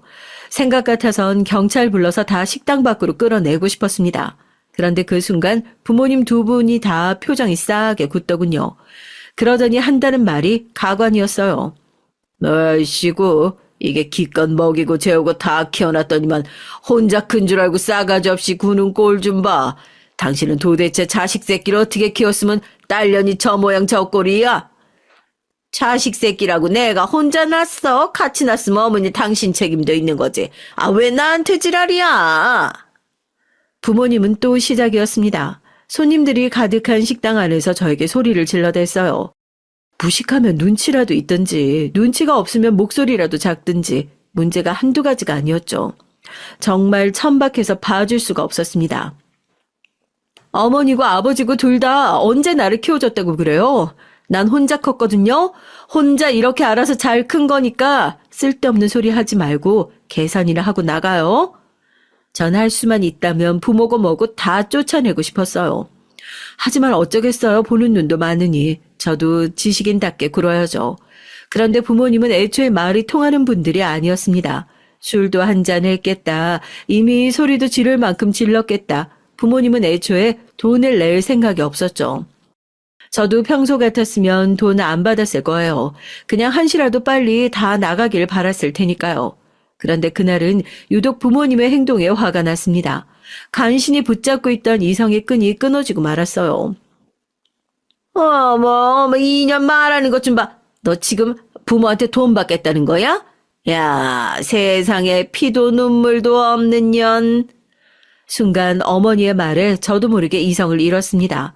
도대체 자기들이 나한테 해준 게 뭐가 있다고 이제 와서 부모 노릇을 하려는 건지 이해가 되질 않았어요. 하, 기가 막혀서 말문이 다 막히네. 당신들이 부모라고 낳아준 거 말고 나한테 해준 게 뭐가 있다고 이래. 이 가게 외삼촌이랑 나랑 둘이 개고생해서 이뤄낸 거야. 당신들하고는 아무 상관도 없다고.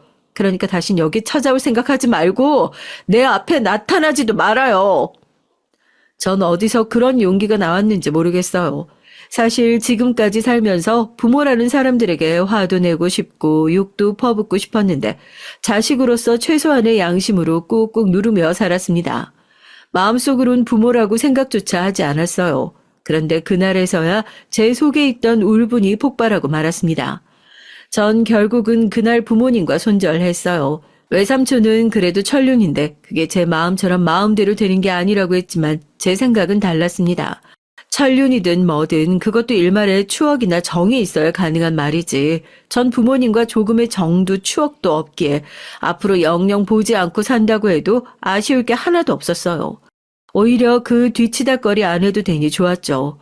그렇게 전 인생에서 부모님을 빼고 나니 전보다 훨씬 더 살만했습니다. 외삼촌은 그런절 항상 안타까워하고 안쓰럽게 생각했지만 전 전혀 상관없었어요. 그리고 남편과 시댁에서 이런 저를 이해해주고 받아주셨다는 것에 감사하며 남편과 시댁 식구들을 가족으로 여기고 더 잘하고 살기로 했죠. 저에게 가족이라곤 남편과 시댁 그리고 외삼촌 뿐이었으니까요.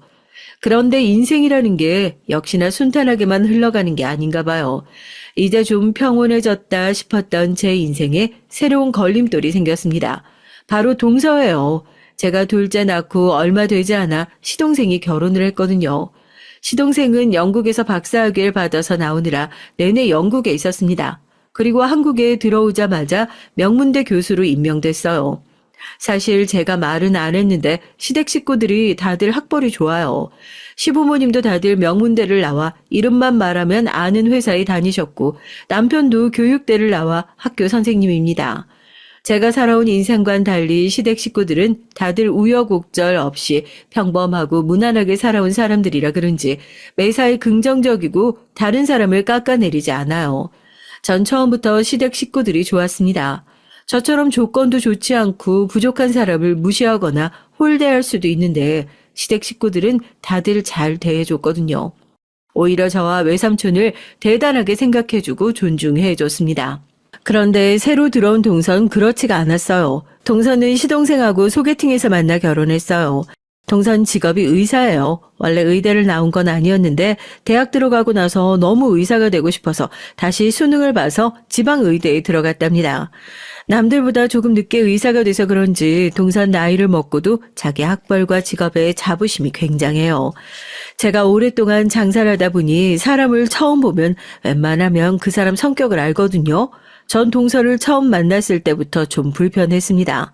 사람을 볼 때마다 무례하다 싶을 정도로 꼬치꼬치 묻고 자꾸만 제 앞에서 자기 잘난 척을 했어요.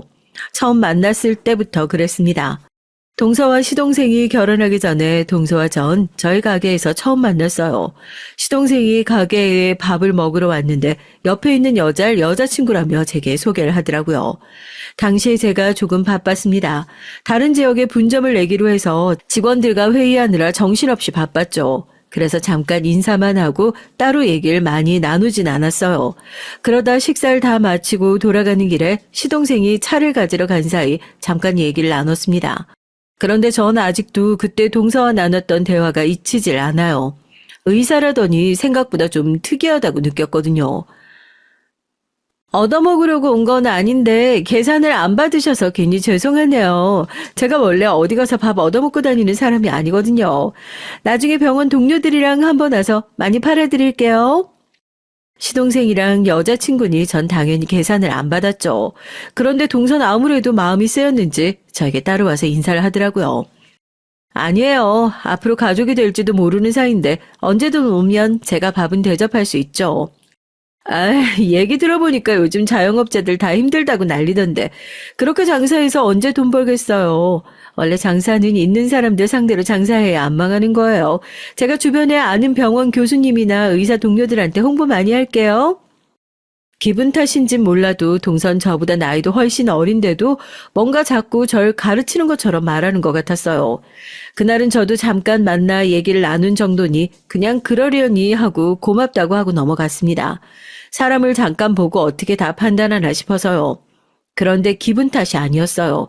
동서는 저와 잘 맞지 않았습니다. 사실 맞지 않는 정도가 아니라 불쾌할 때가 많았어요. 한 번은 그런 적이 있어요. 동서와 시동생이 결혼한 이후에 시댁 식구들과의 식사 자리에서 동서와 만난 적이 있어요. 사실 동서는 의사라 병원 일이 바쁘다 보니 시댁에 일이 있어도 잘 오지 않았거든요. 항상 시동생을 통해 돈 봉투만 보내는 것 같더니만 그래도 그날은 시어머니 생신이라 신경이 쓰이긴 했는지 오긴 왔더라고요. 그런데 그날 동선 유난히 좀 이상했습니다. 시어머니 생신이라 전 선물로 시어머니께서 평소에 갖고 싶다고 하셨던 안마 의자를 남편과 상의해서 미리 주문해뒀어요. 그래서 그날 마침 배달이 왔어요. 아이고, 내가 이러려고 말한 게 아닌데 괜한 소리를 해서 자식들 부담스럽게 만들었네. 저도 시어머니께서 그 정도로 좋아하실 줄 몰랐는데 안마 의자를 보시고 너무 좋아하시더라고요. 저와 남편은 잘했다 싶어서 뿌듯해하고 있었습니다. 그런데 그 모습을 보고 동서가 약간 빈정상했었나 봐요. 어머니께서 안마 의자 얘기하셨으면 저한테도 미리 귀뜸해 주시죠. 그랬으면 저도 같이 했을 텐데. 형님 그렇게 안 봤는데 은근 여우세요. 형님 혼자 어머님 사랑 독차지하고 싶으셨어요? 동선 실실 웃으면서 말했지만 그 말 속에 뼈가 있는 것 같았습니다. 아니, 동서가 언제 시댁에 일 있다고 얼굴 비춘 적이 있어야 말이지. 매일 얼굴도 보지 못하고 돈 봉투만 보냈는데 내가 동서한테 상의할 시간이 어딨어. 저도 어디 가서 당하는 성격은 아니에요. 더군다나 동서처럼 평생 공부만 한 사람한테 질 이유가 없었습니다. 저는 제 할 말만 하고 자리에서 일어나 주방으로 갔죠. 그런데 동선 아직 말이 안 끝났는지 자꾸만 제 뒤를 졸졸 쫓아오더니만 일은 안 돕고 자꾸 쓸데없이 말만 걸었어요. 맞다, 형님. 전 몰랐었는데 형님이 하는 식당이 외삼촌한테 물려받은 거라면서요? 대박. 형님 그렇게 안 봤는데 금수저셨나 봐요. 동서가 며칠 전에 제가 식당에 없을 때 병원 동료들이랑 회식하러 식당에 왔었다더니만 도대체 뭔 소리를 들었는지 갑자기 이것저것 묻더라고요. 그거야 그렇다 치고 아무리 궁금해도 동서가 저더러 금수저니 어쩌니 하는데 그 소리는 좀 듣기 거북했습니다. 물려받은 거 아니고 외삼촌이 식당을 원래 하고 계셨는데 내가 일 좀 배우러 들어갔다가 지금은 아예 외삼촌이랑 같이 운영하고 있어. 전 애써 웃으며 대답했습니다. 동서가 원래 눈치가 좀 없고 궁금한 게 있으면 잘 넘어가지 못하는 사람이라는 건 결혼하고 몇 년 동안 겪으면서 대충 알고 있었거든요. 그날도 동서는 뭐가 그렇게 궁금한 게 많은지 쉬지 않고 꼬치꼬치 캐물었어요. 형님네 외삼촌도 결혼도 안 하시고 솔로시라면서요. 그럼 당연히 다 형님 거 되는 거죠 뭐? 거기다가 외삼촌이 할 때는 작은 식당이었는데 형님이 들어가고 나서 식당이 그렇게 유명해진 거라면서요? 동서는 도대체 무슨 소리를 하고 싶은 건지 자꾸 식당에 대해 물었어요. 전 대충 타이밍이 좋았다고 원래 외삼촌 음식 솜씨가 옛날부터 입소문이 나 있었다고 둘러댔습니다. 그러자 동서가 대뜸 제게 하는 말이 경영학과를 나왔답니다. 제가 장사에 일가견이 있는 게 그런 것 같다고요. 아니, 난 사정이 있어서 대학은 못 나왔어. 20대 때 방황 좀 했던 시기가 있었는데 그때 삼촌이 같이 해보자고 해서 장사 시작한 거야. 제 말에 순간 동선 못 들은 말을 듣기라도 한 것처럼 눈을 동그랗게 뜨고 입을 벌렸어요. 그러더니 순간 입술을 삐죽이더군요. 어머, 그럼 형님이 요즘 그 귀하다는 고졸이에요? 우와, 대박. 저 사회 나와서 고졸은 처음 봐요. 요즘 개나 소나 다 가는 게 대학인데 왜 못 갔어요? 순간 저도 모르게 미간이 구겨졌습니다. 그제야 동서와 이야기를 하다 보면 왜 자꾸 불편한 기분이 드는지 알겠더라고요.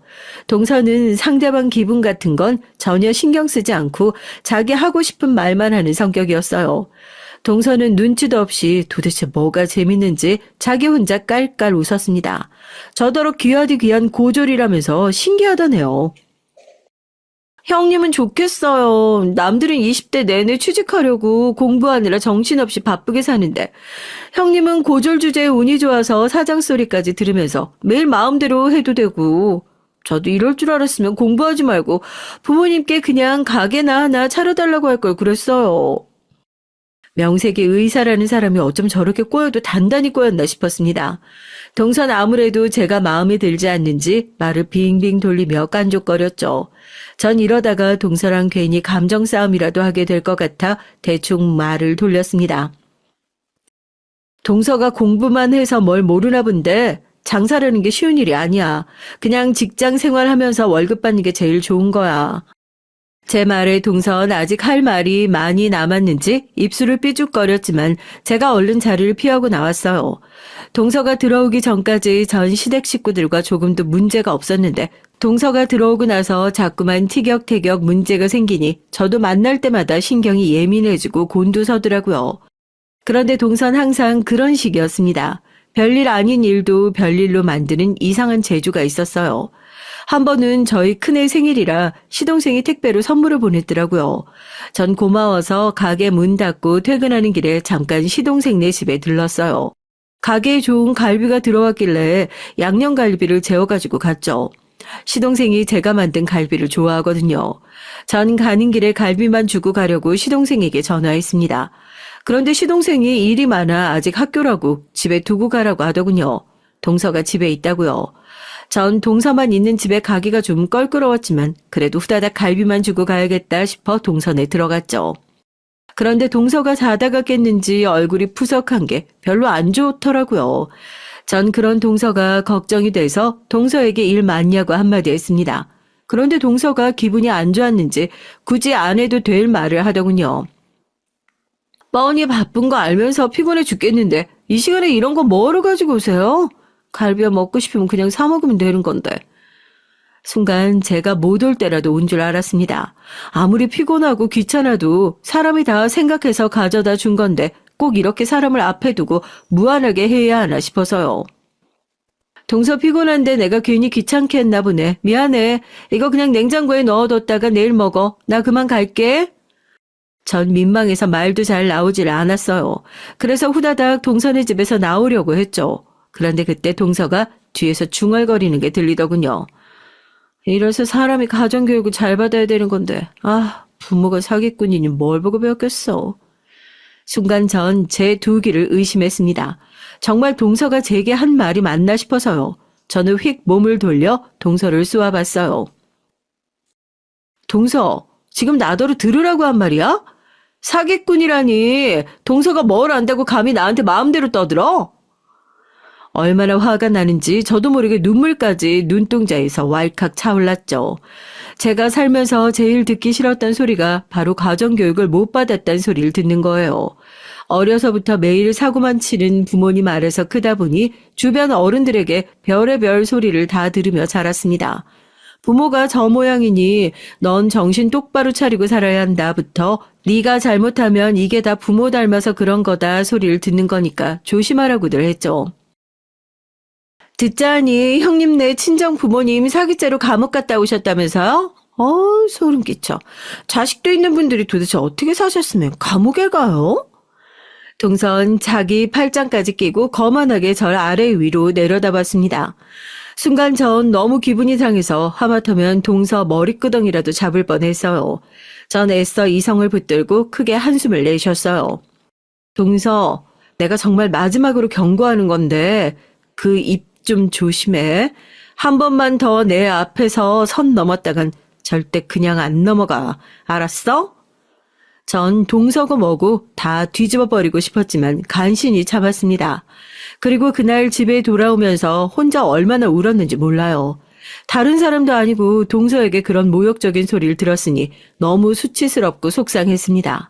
그리고 한 가지 깨달았죠. 동서와 전 아무리 노력해도 절대 가까워질 수 없는 관계라는 걸요. 그로부터 얼마 뒤 어느 날이었습니다. 제가 식당에서 바쁘게 마감을 하고 있었는데 늦은 시간에 동서가 식당에 왔어요. 그것도 병원 동료들을 잔뜩 데리고요. 그런데 동서와 일행들에게 술 냄새가 지독하게 났습니다. 알고 보니 이미 회식을 하고 술에 잔뜩 취한 상태더라고요. 형님, 제가 오늘 병원 식구들이랑 회식을 했는데 너무 기분 좋게 마셔서 이 차는 제가 쏘겠다고 일부러 멀리까지 다들 데리고 왔어요. 저 잘했죠? 동서는 지난번 일을 까마득하게 잊었는지 저에게 친한 척 제 팔짱까지 끼며 애교를 부렸어요. 전 동서에게 아직 감정이 남은 상태였지만 애써 표정 관리를 했죠. 주변에 동서 병원 동료들도 있는데 쪼잔하게 티내고 싶지 않아서요. 동서 연락을 좀 먼저 해주지 그랬어. 멀리서 왔는데 어쩌지? 우리 마감 시간 다 돼서 직원들 퇴근해야 되는데. 안 되겠다. 이 근처에 나랑 친한 사장님네 치킨집 있으니까 내가 그쪽으로 안내할게. 동서 나름대로는 우리 가게 와서 좀 팔아주고 싶은 마음에 멀리서 온 거겠지만 저도 곤란하긴 마찬가지였어요. 이미 식당 마감 시간도 지났고 직원들도 하나둘 옷까지 갈아입고 나오는 중이었거든요. 전 애써 동서를 다독이며 근처 치킨집에 가자고 했습니다. 제가 쏘겠다고요. 그런데 그때였어요. 동서가 술에 취해도 많이 취했는지 말도 안 되는 억지를 부리더라고요. 아, 형님, 우리가 강남에서 이 깡시골까지 힘들게 택시 타고 왔는데 지금 설마 문전박대 하시는 거예요? 동서가 연락도 안 하고 안 오고 문전박대 무슨 문전박대야. 동선 뜬금없이 이상한 방향으로 몰고 갔습니다. 거기다 고작 서울에서 조금 벗어난 경기도에 있는 우리 식당을 가지고 깡시골이라고까지 하면서요. 전 당연히 기분이 상했지만 술 취한 사람이랑 말해봐야 뭘 하나 싶어 대충 웃어 넘겼죠. 그럼 빨리 들어가서 우리 맛있는 거 해주세요. 내가 우리 병원 의사들 다 데리고 여기까지 왔는데 형님이 자꾸 이러시면 내가 너무 쪽팔리잖아요. 동선 몸까지 비틀거리며 고래고래 소리를 질러댔습니다. 전 아무래도 이대로 그냥 안 돌아갈 것 같아 대충 알겠다고 하고 자리에 앉으라고 했죠. 제가 안주거리 좀 챙겨오겠다고요. 그러고는 직원들에게 얼른 퇴근하라고 했습니다. 그런데 그때였어요. 제가 그렇게 동서에게 경고를 했는데도 동서는 정신을 못 차렸어요. 동서가 아주 신이 났는지 자기 동료들도 있고 우리 가게 직원들도 있는 앞에서 선을 넘어도 3개 넘더라고요.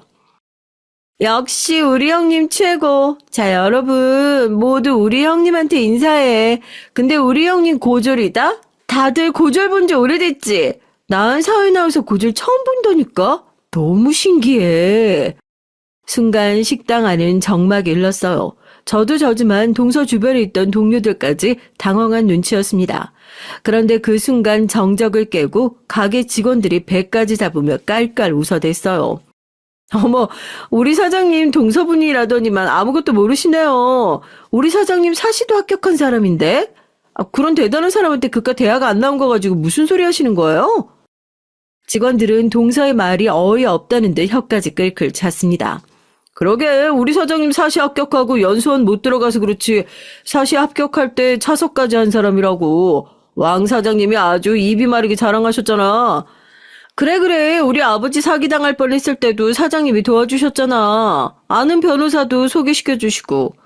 아유 다들 퇴근이 나라니까 뭘 다 지난 옛 얘기들을 하고 그래. 얼른들 가요. 전 괜히 민망해서 직원들에게 그만하고 돌아가라고 했습니다. 그런데 사실 저도 놀랐어요. 나이가 들어 저도 까마득하게 잊고 있었는데 맞아요. 제가 그런 일이 있긴 있었습니다. 제가 사법고시를 본 것도 모자라 합격까지 했었거든요. 그것도 전체 차석을 말이죠.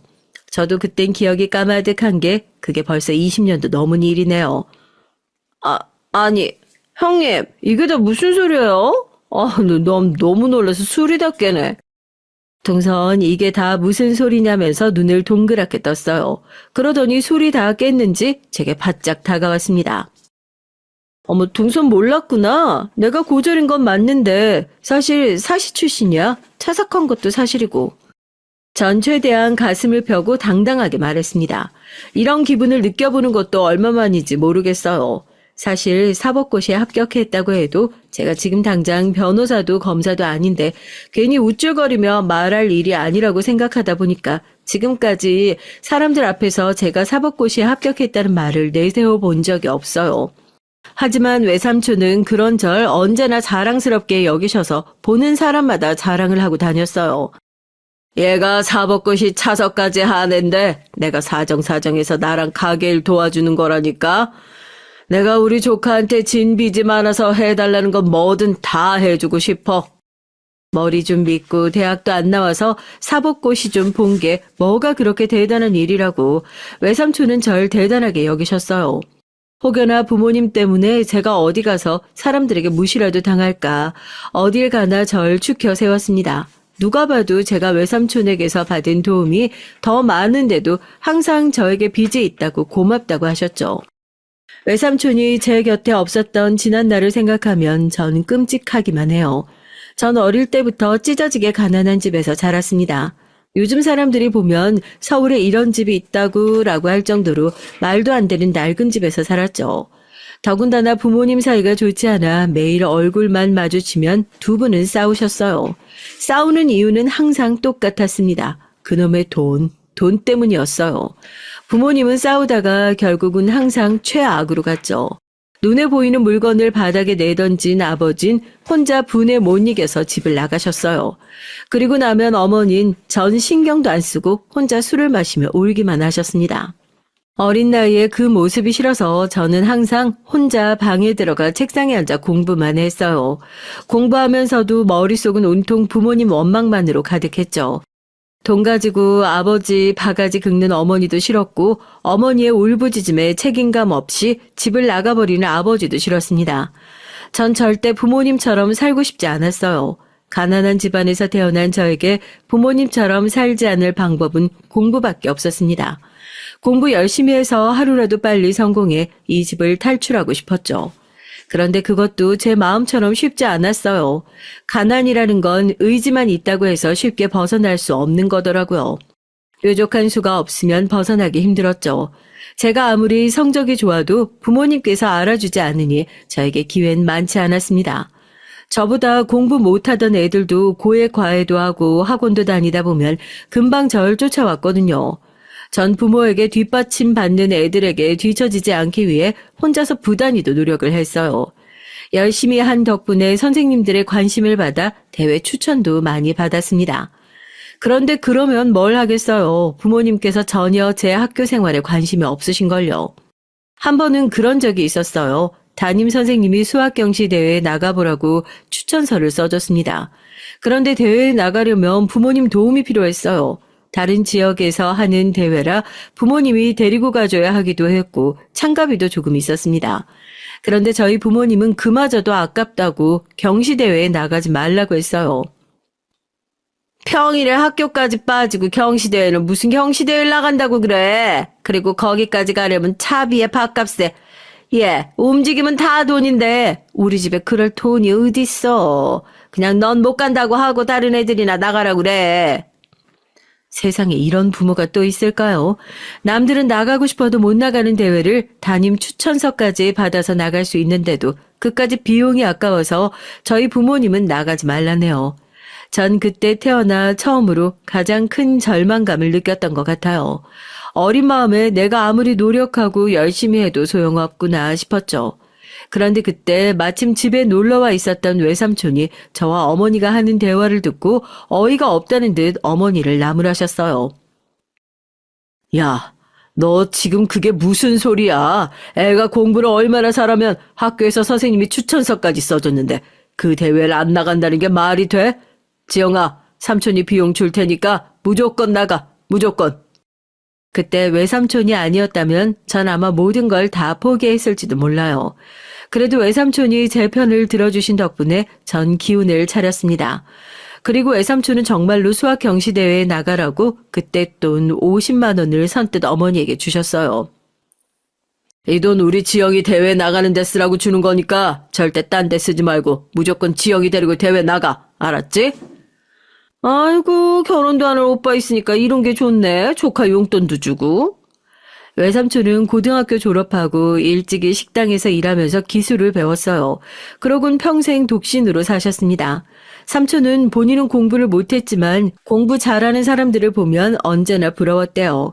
그래서 제가 포기하지 말고 잘 됐으면 하는 마음으로 많이 도와주셨습니다. 우리 집에서 이런 머리가 나오기 힘든데 삼촌이 우리 하나뿐인 조카 팍팍 밀어줘야지. 앞으로 공부하다가 필요한 거 있으면 언제든 삼촌한테 말해. 그 전까지 외삼촌은 장남이 장가를 안 갔다는 이유만으로 집에서 골칫덩어리 취급을 받았었는데 저에겐 달랐어요. 그 순간 저에겐 영웅이나 다름없었습니다. 외삼촌은 그때부터 저의 영원한 지원자가 되어주셨죠. 사실 전 대학에도 합격했어요. 법대는 아니지만 성균관대 합격이 된 상태였죠. 부모님은 먹고 죽으래도 돈이 없다면서 대학을 포기하라고 했어요. 아니면 장학금 주는 대학으로 가라고요. 그때의 절망감은 말로 다 못합니다. 매일 밤 이불 뒤집어 쓰고 혼자 울었어요. 남들은 가고 싶어도 못 가는 대학을 떡하니 붙었는데 저희 부모님은 아무도 기뻐해 주지 않으셨으니까요. 그때 전 처음으로 외삼촌에게 도와달라고 전화를 했죠. 어디에도 부탁할 곳이 없었으니까요. 삼촌, 제가 면목이 없는 거 아닌데요. 이번 한 번만 좀 도와주실 수 있어요? 저 대학 등록금 한 번만 내주세요. 제가 다음 학기부터 무슨 수를 써서든 제가 알아서 할게요. 제 부탁에 외삼촌은 적잖이 놀란 듯 보였지만 그래도 어떻게든 도와주고 싶다고 하셨어요. 외삼촌이 지금 당장은 그런 큰 돈은 없는데 며칠 내로 주변에서 금방 구해보마. 그러니까 절대 걱정하지 말고 기다리고 있어. 전 몇 날 며칠 고민 끝에 외삼촌에게 힘들게 말한 거였어요. 그런데 전 말을 해놓고도 내가 괜한 말을 했나 싶어서 삼촌에게 죄송했습니다. 결혼도 안 하고 혼자 식당하면서 사는 삼촌, 사정 뻔히 아는데 제가 괜히 삼촌에게 부담을 주고 힘들게 한 것 같아서요. 며칠 뒤 말도 안 되는 일이 벌어지고 말았습니다. 등록금 낼 기간이 끝나가는데 외삼촌에게 연락이 없었어요. 전 아무래도 삼촌도 돈을 구하지 못했나 싶어 대학을 포기하려던 참이었습니다. 서운하지도 않았어요. 사실 절 낳아준 부모도 외면하는 일을 삼촌이 해준다는 게 말이 되지 않으니까요. 그런데 등록금 납부일 마지막 날 저녁에 외삼촌에게 연락이 왔습니다. 대학 등록금을 냈냐고요. 전 돈이 없는데 어떻게 등록금을 내냐고 그냥 포기했다고 했습니다. 제 주제에 대학을 가봐야 뭐 하겠냐고요. 그러자 외삼촌께서 버럭 소리를 지르며 그게 도대체 무슨 소리를 하는 거냐고 오히려 화를 냈어요. 내가 오늘 아침에 너희 엄마한테 돈 보냈는데 도대체 무슨 소리야? 너희 엄마 등록금 안 냈대? 그랬습니다. 외삼촌은 힘들게 여기저기 발품을 팔고 돌아다니며 제 등록금을 간신히 구해 당일 아침에 어머니께 연락을 했대요. 등록금은 학생 보호자가 납부를 해야 하니까요. 그래서 삼촌은 돈을 구하자마자 곧바로 어머니 계좌로 붙였답니다. 저는 삼촌 말을 듣는 순간 불안했어요. 그리고 삼촌에게 전 어머니에게 들은 말이 아무것도 없다고 전했죠. 그러자 삼촌은 그날 밤 식당 문도 급하게 닫고 우리 집으로 왔습니다. 그리고 그날 밤 어머니와 외삼촌은 대판 싸우셨어요. 알고 보니 어머니가 중간에 사고를 쳤더라고요. 삼촌이 보낸 돈을 홀라당 어머니가 마음대로 본인 빚 갚는 데 써버렸어요. 너 미쳤어? 아무리 돈이 없고 궁해도 그렇지. 어떻게 어미라는 년이 딸내미 대학 등록금을 네 마음대로 빚 갚는 데다가 쓰면 어떡해. 내가 분명히 오늘까지 대학 등록금부터 내라고 했잖아. 지금 내가 거리 나가게 생겼는데 전혀 대학 등록금이 문제야. 그리고 우리 집 사정이 제가 대학 들어가 봐야 뭐가 달라져. 하루라도 빨리 정신 차리고 나가서 먹고 살 방법을 생각해야지. 그 순간 외삼촌은 제가 너무 불쌍해서 눈물이 다 펑펑 쏟아졌답니다. 본인은 결혼도 안 해보고 자식도 없지만 자기 뱃속으로 낳아놓고도 세상에 어떻게 저런 부모가 다 있나 싶었대요. 삼촌은 제가 너무 불쌍하고 안쓰럽다는 말만 밤새도록 하다가 무슨 생각이 드셨는지 갑자기 저에게 짐을 싸라고 했어요. 그때 전 집을 나와서 외삼촌과 살기 시작했습니다. 외삼촌이 본인이 돈만 있으면 어떻게든 대학에 보내고 싶다고 했지만 전 괜찮다고 했어요. 부모님에게 벗어나 살게 해준 것만으로도 감사하다고요. 그래서 그 이후에 제가 사법고시를 준비했던 거예요. 외삼촌이 제 머리가 아깝다고 사법고시 시험이라도 해보라고 했거든요. 그때부터 전 2년 정도를 외삼촌 집에서 지내면서 꼼짝없이 공부만 했습니다. 삼촌이 대단한 게 제 고시 뒷바라지를 혼자 다 해줬어요. 덕분에 시험도 단번에 붙었고요. 제가 사법고시에 합격한 날 저녁 삼촌과 저는 둘이 끌어안고 얼마나 오랫동안 울었는지 몰라요. 그런데 제 발목을 잡은 게 바로 저희 부모님이에요. 부모님 둘이 같이 사기죄로 기소가 되고 감옥에 들어가는 바람에 제 사법고시 합격이 번복됐습니다. 그래서 제가 그때 어느 때보다 힘든 시기를 보냈던 거예요.